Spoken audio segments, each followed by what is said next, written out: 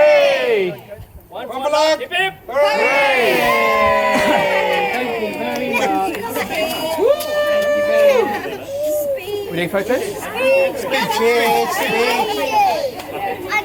Oh no, you're going to speak yourself. So I just want to say thank you to everyone coming to Keval's 40th. I've actually not got anything prepared, but I'm actually passing it over to Rajiv. Well done, Hema. She's very efficient at delegating. Good stuff. Thank you. First thing, I want to thank Hema actually, because if you don't know, I wasn't able to make Hema and Keval's wedding, so I wasn't able to be there or had to do a speech. So this feels, like I said, more like a wedding. So I'm very happy that I get to do this speech. And I thought what would be nice is to. Don't worry. No. Okay. His brothers were there. Yeah, his brothers were there. Thank you. I was told very nicely by his actual friends that they're his brothers and I'm not. So thank you, Mitch. Yeah. Be quiet now. Thank you, sir. So I want to talk a little bit about Keval and a little bit about what I know of him over the last 40 years and how he's evolved. The first thing I'll say, if you've not looked inside, Keval had this incredible, cute charisma. And what I really mean here is these massive cheeks. And so, that has not gone away. And ever since he was young with Dadima or Dad, he was the one that everyone cuddled. But as his friends reminded me, that came with a lot of grumpiness. And for some of us, and Rajiv, I was thinking of you probably got a bit annoyed, so you used to sit on his ear, give him a cauliflower ear, not once regularly. But also, if you don't know, me and Keval, despite getting on very well, I used to really like prodding him and annoying him. And so Mum occasionally in the evening had to get used to me just getting him really wound up, getting him really annoyed, and then he'd go running to him and go like, "Oh, Mummy, he's annoyed with me. He's so that was when we were younger. But the things that I remember of Keval now, a couple of things. So one, and something that I've noticed most, recently is he's such a good getting everyone involved, speaking so well, and actually his work ethic recently. He just worked really hard throughout his life at everything, and something that I have to say is something that I see all the time now in what he does. I think he gets that from Mum and Dad, so thank you Mum and Dad for all of that he's given, you've given Keval. The other thing that I really am most proud of with Keval, and I think Hema's added to this, is he's just a massive family rock. So there's a couple of moments I was thinking of. One was very recently, Shivali and Arun's wedding. They both did a tremendous amount in the background and often not even being asked to help out. But the other time that I remember this was, Rikesh with your brother-in-law. He went there, he set up everything for this event that had to be run at that time, and without asking for anything. And that's something that, I'm just really proud that Keval has become. And obviously with Hema, Keshvi, you're such a good father and, looking after them so well. So that's why I'm proud of you. Wow. Well, if I'd been asked to walk at your speech, then maybe you at your wedding. Goddamn COVID. So the final thing I was going to say is maybe a few words. So I'm just over 40. Some of you think I'm much over 40, but just a little bit over 40. Just to clarify. And a few words of wisdom. I think 40s are really interesting. I was talking to, I think it was Lav, when you're 20s and 30s, you're trying to figure stuff out and you don't exactly know who you are. I think those of you that turn 40, you're a little bit more settled. You can be who you are. So my advice is be more of who you are, and be all the, share with everyone who you are. And the final thing I was going to say is, I know you give a lot to everyone else, but I think I speak on behalf of everyone here that we are all here for you, and I think you give us so much that we're going to give it back to you, and talk on behalf of all of us here. So on that wonderful note, and looking forward to your wonderful next year of more busyness and babies, cheers. You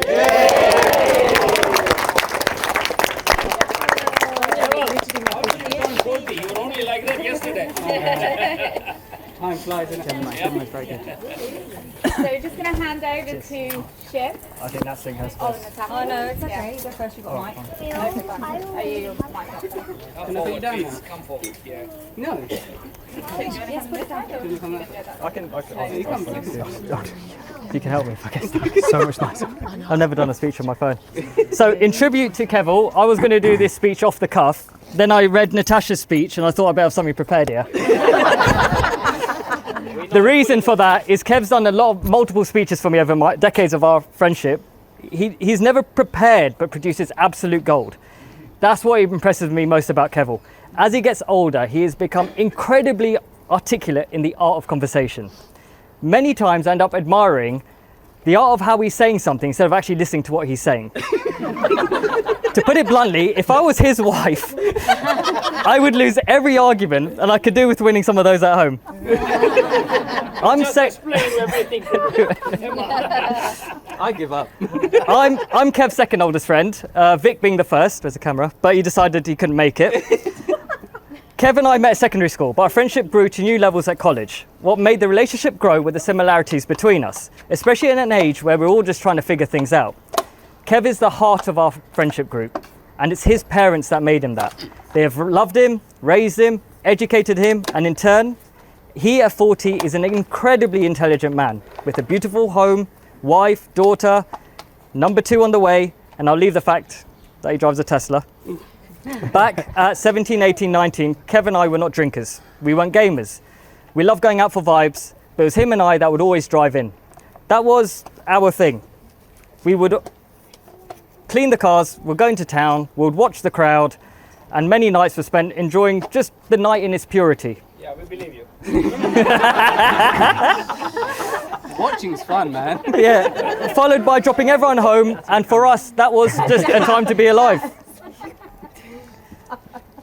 Fast forward, and as a group, we've all started getting married in succession. And the kids have started to grow, but all eyes are on Kev. With all his previous well-documented relationships, how was this guy still single? All good things come to those who wait. Like all married men, these days, where we think, what are we doing here? But 99% of the time, it all makes sense. Hema loves you, she respects you, she supports you, as long as you follow the rules. Nothing makes me happier knowing you have a second on the way. So you can really see the true reality of family life. Having no time and the realization of you're still going to have no time. The reality is the next chapter is going to be the best of your life and the most challenging. The challenging part is that you don't need to worry about is somehow prior to hitting 40 you've come into your stride. More focused, more self-aware, more confident, more handsome, more dedicated to your skills. In 2025, you made a decision to better yourself. Start a gym journey. 10 shots of Manjaro and you did it.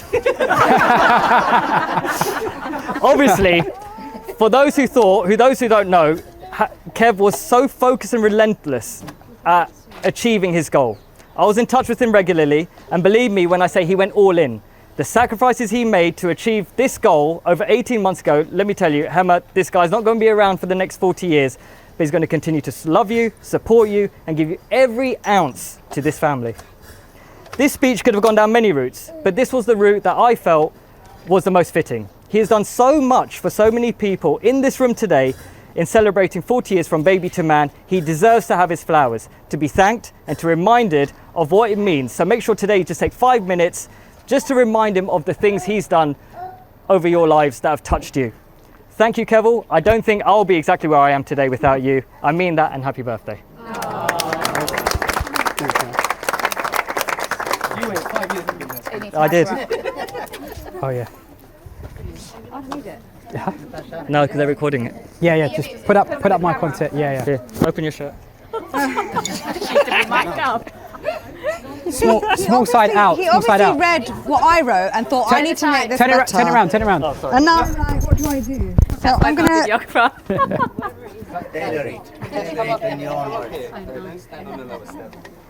So obviously, what I'm going to say is going to be a bit more girly. So bear with me. So I've never really had the opportunity to say anything about Kev because over the years, the mic has always been the other way, with Kev either willingly or unwillingly taking on MC duties, likely with us assuming that he's just fine to do it.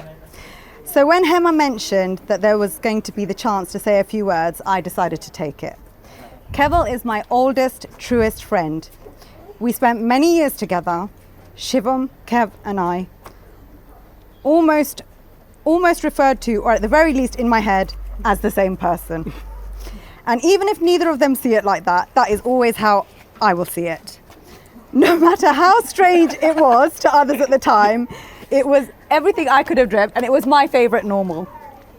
And to us, it was normal. It was a constant. It was like a three-piece suit, a triad that no one quite understood. But that's what made that time special, because only we understood it. And in my in my opinion, it was the best composition of its time. We went to college together, we ate lunch together, we left together, we spent weekends together. It was a simple existence. We laughed, we hung out, we drove around, and we baked cakes. We watched TV. We discussed the fish tank photo frame where the fish kept dying. We mourned his grandparents together. We looked at all of Rajiv's wedding outfits before I left for Australia. We hung out with Ilesh, not as an uncle, but another wonderful friend, a part of our lives through this journey. No social media and uncomplicated. And not really even phones apart from to call each other and the odd text to ask where you are or what time lunch was. While at that time it felt like an everyday college bromance, it's only years later that friendships like ours really strike you as not being just friendships, but also defining relationships that have shaped our entire lives.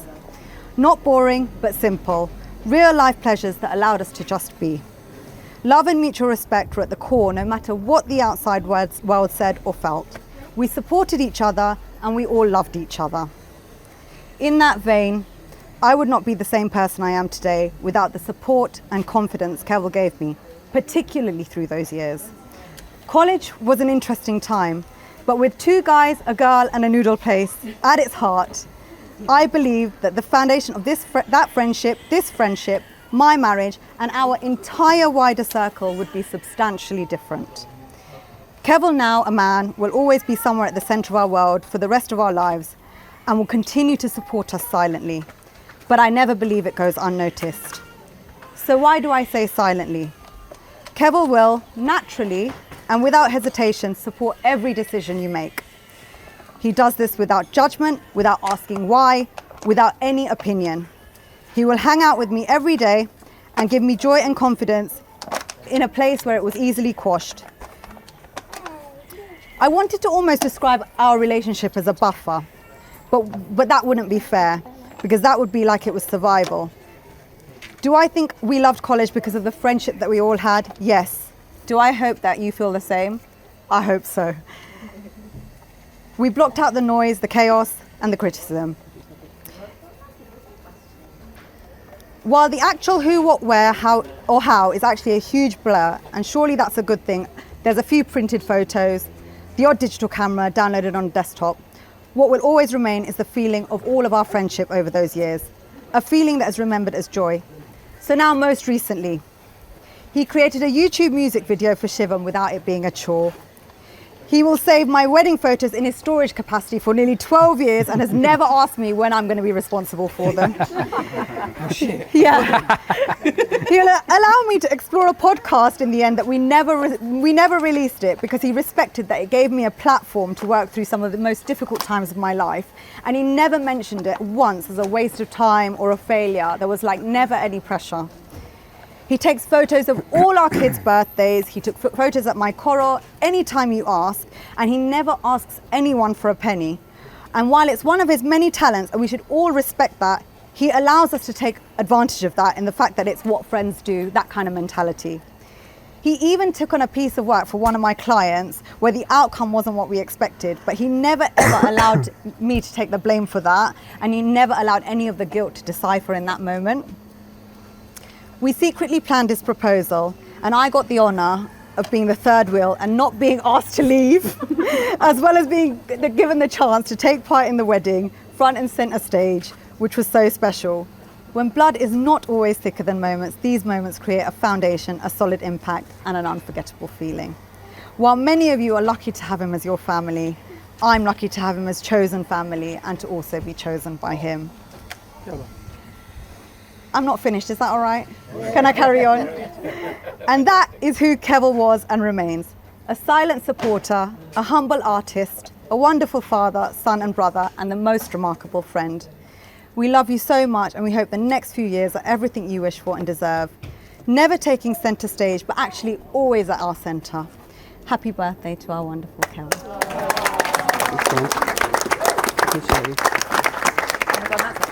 Nah, this side, don't it? Is it your turn? I'm not going to lie, my back's going to break. Do you want to go to Dada? Dada's going to hold you. Come. Okay. Come. Should I get a chair? What do you need? Last one before Kev, I promise. No, you're good. Yeah, apart from a 4-year-old strapped to my chest who doesn't want to get off. On the chair. Oh, look, you can stand here. Look, You can stand. Stand next to it. stand next to Daddy. Cool. So, I don't know about a lot of you here, but I still have Kev saved in my phone as Wide Boy Kev. Now, for context, this is still his Instagram handle, and he was much bigger a lad when I first met him, so it made sense. But he's lost a significant amount of weight since we met. And people, especially my wife, keep saying to me, just change it. Just change it to Kev. It's a bit much now. But I refuse, and I'll tell you why tonight.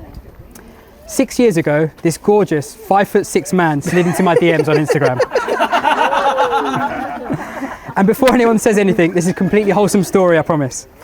It was just Kev being Kev, reaching out to a stranger because he saw something worth connecting with. I didn't know it at the time, but this message was about to change my life. Tonight I want to try and explain why, because Kev is the kind of person that deserves to hear the right things said about him out loud. And I've been thinking about what he's actually taught me, just by being himself, over the last 6 years. And I keep coming back to 3 things, Kev. The first is this. If you know Kev, you know the phone call. It'll be a Tuesday evening, he rings you, and you can hear it before he's even said a word. The energy, the spark. He's got an idea, and he's about to brain fart on you. So you spend an hour on the phone going back and forth, the concept, the possibilities, what it could become, and you hang up thinking, yeah, that's exciting, we'll look at that next week. Except the next day you get a phone call from Kev, and he's built it. Not made notes about it, he's actually built it. I used to find it slightly alarming, but now I find it one of the most inspiring things I've ever witnessed. And here's what I've come to realize.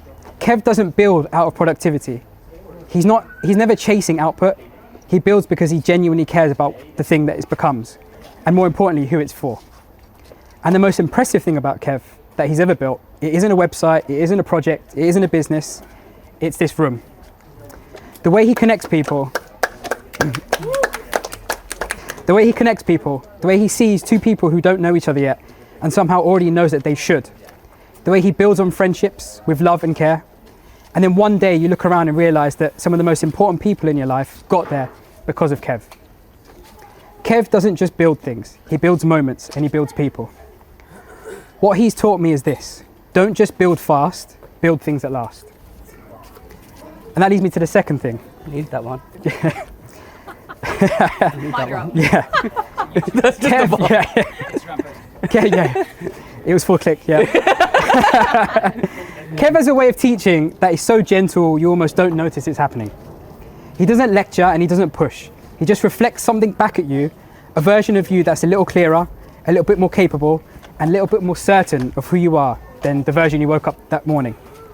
And because he believes it so completely, with no agenda or ulterior motive, you start to believe it too.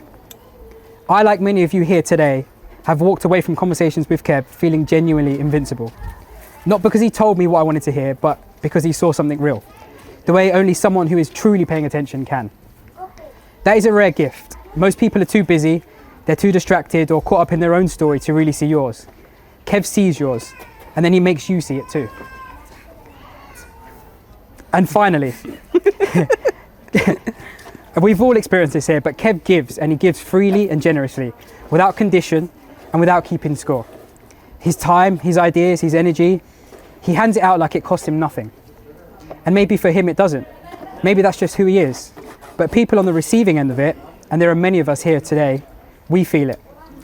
There's a version of generosity that's really just investment. You give, but you're watching, we're waiting to see a return. That's not what Kev does. Kev gives because giving is what he does. It's part of who he is. In a world that runs on transaction and what's in it for me, Kev is just magnificently different. I always come back to this one quote. It's always stuck with me from Steve Jobs' Stanford commencement speech, and it was, you can't connect the dots looking forward, you can only connect them looking back. But you must trust that one day they will connect. And I look back at these 6 years that I've known Kev and see very clearly where those dots connect. It's a friendship I didn't expect, a way of moving through the world I've tried to absorb, and a version of myself I wouldn't have found without him. So Kev, on behalf of everyone here today, who's been on the receiving end of your phone calls, your ideas, your belief, and your bottomless generosity, thank you. You've taught us to build things that last, to see the best in people before they can see it themselves, and to give without ever counting the cost. So back to what I said at the start, why do I still refuse to change his name from Wide Boy Kev? Because in every way that actually matters, the name Wide Boy Kev has never been more accurate. Because Kev is wide. He's wide in his generosity. He's like a waste of time, isn't it? Yeah, that's it. Yeah. He's wide in his generosity, he's wide in his belief in people, and wide in the sheer scale of what he gives to everyone around him without ever once asking for anything back. Kev got smaller and somehow got bigger. Ladies and gentlemen, to Wide Boy Kev. Thank you, man. No problem. Yeah.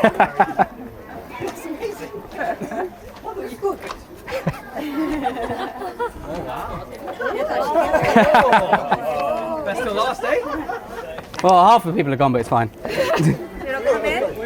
It's Kev's speech. Can you come out? It's fine, honestly. It's not worth it. Don't worry. Hey. It's your birthday. Oh, don't make a big deal out of it. I know. How many times have I printed? The last time I printed a speech was your wedding. Fuck. Is it ice cream? No. Sorry, I know it's been a long hot day. I know it's been a long hot day. Keep coming. Is everyone here? It's fine. Okay. Sorry, I know we've had lots of speeches. I won't be long, I swear. But He says holding 5 pages. how did you know there was? How did you know there was 5? Your prerogative. Keep going. It's my prerogative. All right. I don't think there's many times in our lives that we get an opportunity to speak and like stand up in front of the people we love and say things that are important to say. I'll also caveat that with the concept that we always leave it too late to say the things that we should say in front of the people that we love. Hema recently said to me, "Do you regret the fact that we didn't have a reception?" And at the time, honestly, no. Lovely kitchen, like well worth it. But actually, it was probably my opportunity to do exactly what I'm going to do now, which is stand in front of you and say maybe some truths that need to be said.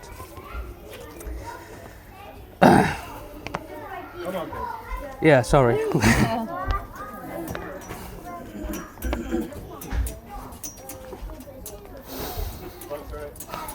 I'm okay. I just need a minute. That's the 4th one. It's not done nothing. There's a Joseph Campbell line that I've had in my head for a while, and it's, "Life has no meaning. Each of us have meaning, and we bring it to life." And for the last few years, I've been on a personal journey, as has been repeated a few times. I've changed direction in my career. I became a father. I lost a lot of weight. And with it, a version of myself I'd been hiding behind for years.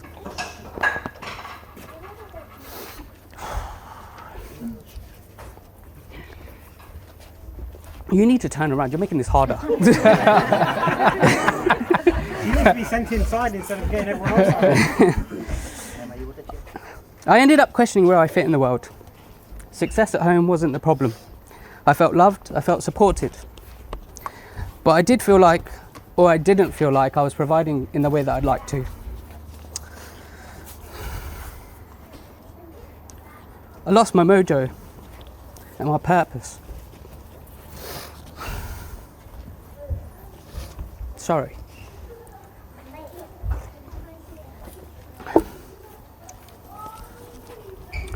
You said this would be hard to say, and I didn't think you were right. And if I'm honest, it took me to a harder place than I'd ever expected. I started to devalue myself. Started to think I had no meaning. Because purpose matters. When you can't feel it, it's crushing.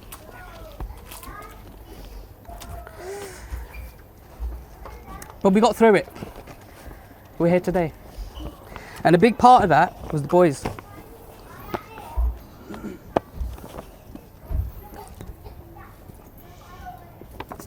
I need another, please. They didn't make a big deal of it, and they just showed up. They saw it, they clocked it, and in their own way, they had my back. And it wasn't judgment, it was love, it was concern, and it was care. We have an insane amount of history together, over 30 years, and that kind of bond, that doesn't come by accident. Rajiv said to me quite a while ago, you don't know how lucky you are to have friends like yours. And at the time, I didn't think anything of it. I just thought, that's what everyone's got, it's normal. But it's not. And the mad thing is now, that group has grown. Wives, kids, a whole second generation that were as tight as they were before. Vic said to me, when we were 18, do you think our kids will be friends? We were sitting in his Citroen Saxo at the time. And I remember thinking, I hope so. Because I thought that they'd be the glue that kept us connected. But it turns out they weren't necessary. Because we're the glue. Our relationship's the constant. Someone once said, you have the family you're born into and the family you find along the way. One loves you because you're theirs, and the other loves you because of who you are. And I've come to realise that I'm rich in both. The boys are the family I earned. And everything I am, the reason I was worth earning in the first place, comes from the family I was born into. Mum, Dad. Between you, you've built everything the rest of us stand on. You've never shown much love with words, Mum. You show it with food. So I've started asking you to teach me your recipes. Because one day I want to cook your food for my girls and tell them this is how much your daddy loved us. That's how they'll know you. Dad, you've been our safety net for your whole life. Not just financially, though you've always been that, but emotionally. The grounding under everything there, whether we notice it or not. And the last few years watching you with Keshfi, something's come full circle for me. Seeing you as a grandfather has brought the two of us closer more than we've been in a long time. And I didn't expect that. It's the quiet gift of becoming a father myself. Everything I know about showing up for people, I learned from watching the two of you do it for everyone else.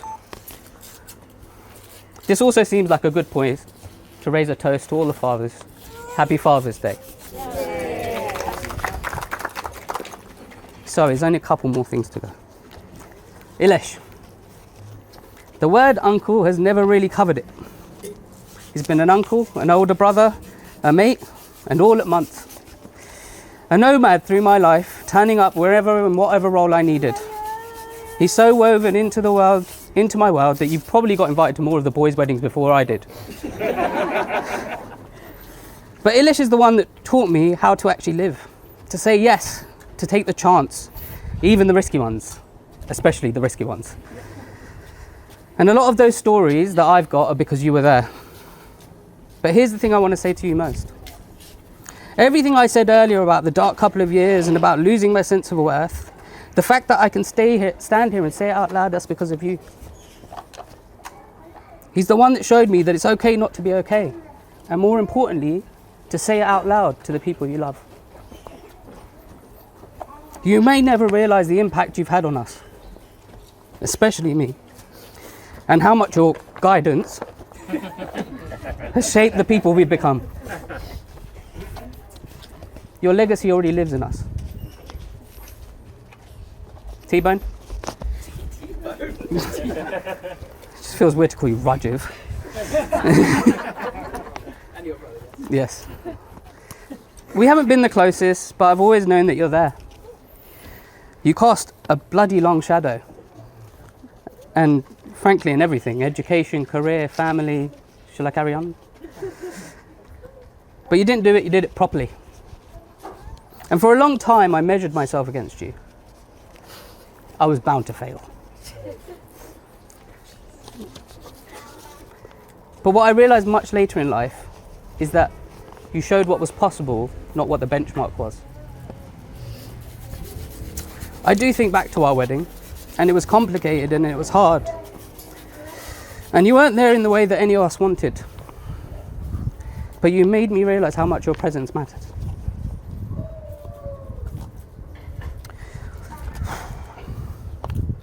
Knowing that you and the boys and Nish are with us is really important to me.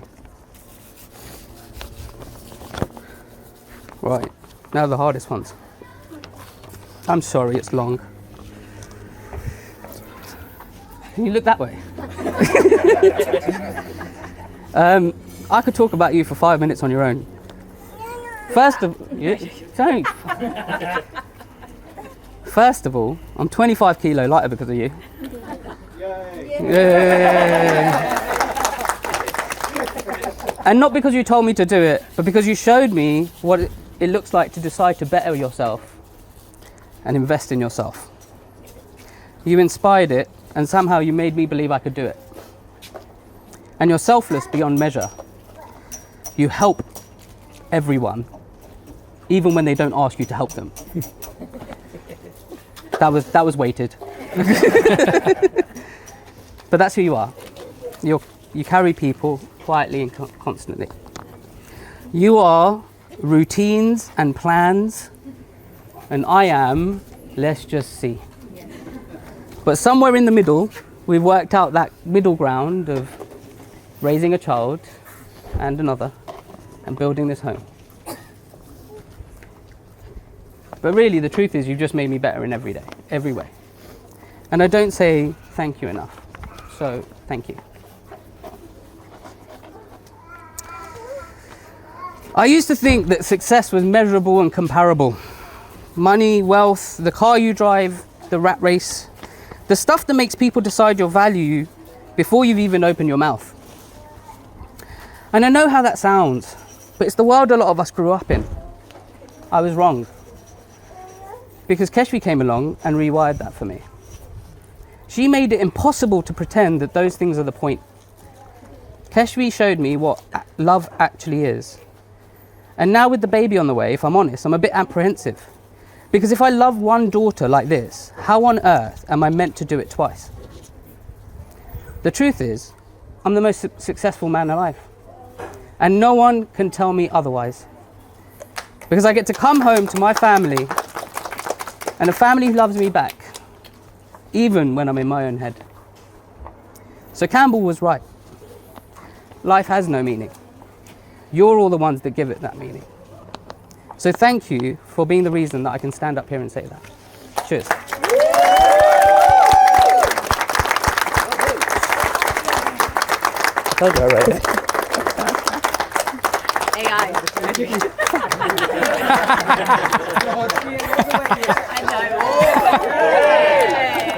And I was gonna say, Ham, I have the last word. You just need. I said enough at the wedding.